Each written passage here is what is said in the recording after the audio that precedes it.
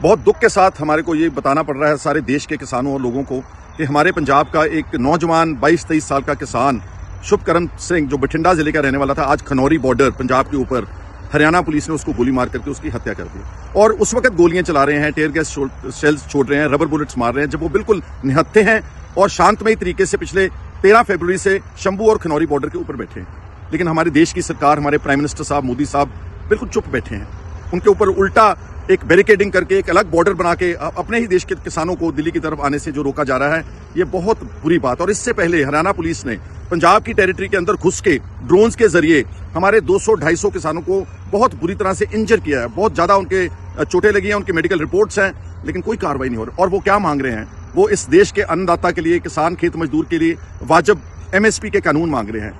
वो कोई इस तरह की बात कोई कर नहीं रहे जिससे किसी तरह का भी तनाव या खराबी। और पिछले 1.25 साल के आंदोलन में हमारे किसानों ने दिल्ली में बैठ करके ये बता दिया कि ये मुकम्मल, they are absolutely non violent. अब वायलेंस कौन कर रहा है? वो हरियाणा की पुलिस वहां से हमारे किसानों के ऊपर जो अत्याचार कर रही है। आज उस जो नौजवान मरा है, हमारी मांग है कि प्राइम मिनिस्टर साहब आप उनको खुद इंटरफेयर करना चाहिए। जो गिल्टी पुलिस ऑफिसर्स हैं उनके खिलाफ 302 का मुकदमा होना चाहिए। जो 200-250 किसान इंजर किए उनके खिलाफ, गिल्टी पुलिस ऑफिसर्स के खिलाफ कार्रवाई होनी चाहिए।